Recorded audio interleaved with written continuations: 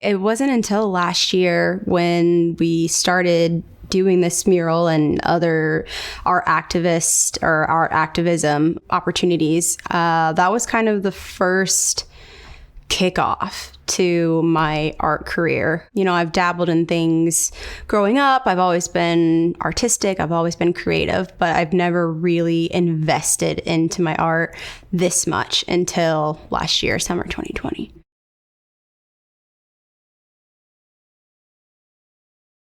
The letter that I did was the first A in black. I depicted flowers growing around it, kind of went a little outside the box and literally went outside of my letter A because I wanted it to have a little bit of 3D action going on. And then I pulled inspiration from Maya Angelou's poem, And Still I Rise. So I repeated that phrase over and over on the inside of the letter. About a week before we did the street mural, I did one of the boarded up window murals.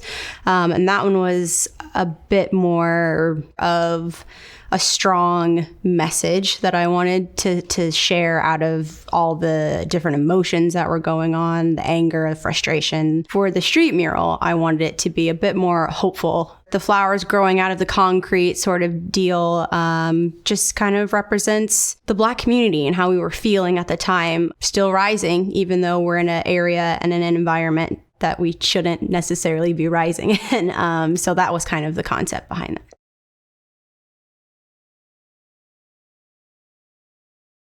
The collaboration between all of us, it was easy. It was nice to have that community, you know, knowing that we were all there for the same exact reason, to say the same exact message, but in our each different, like a different way.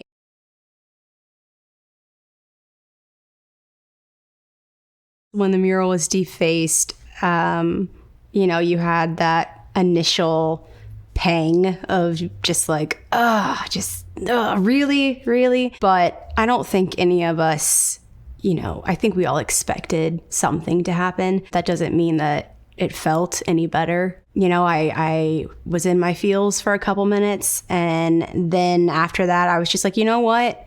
This is now turned into a visual representation of exactly what we're talking about. You know, this is exactly what we are trying to show. They tried, but it still did what it was supposed to do. Defacing it just made it even more of a conversation starter.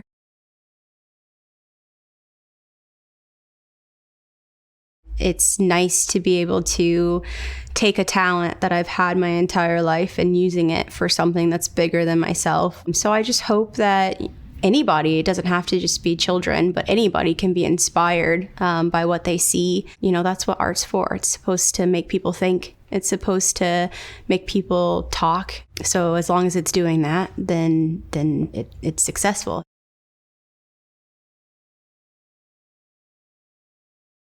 Everybody experiences a little bit of hesitation or fear when they're trying something new or something that they're unsure of. My advice would just be to try. There's no harm in trying something, and you might surprise yourself.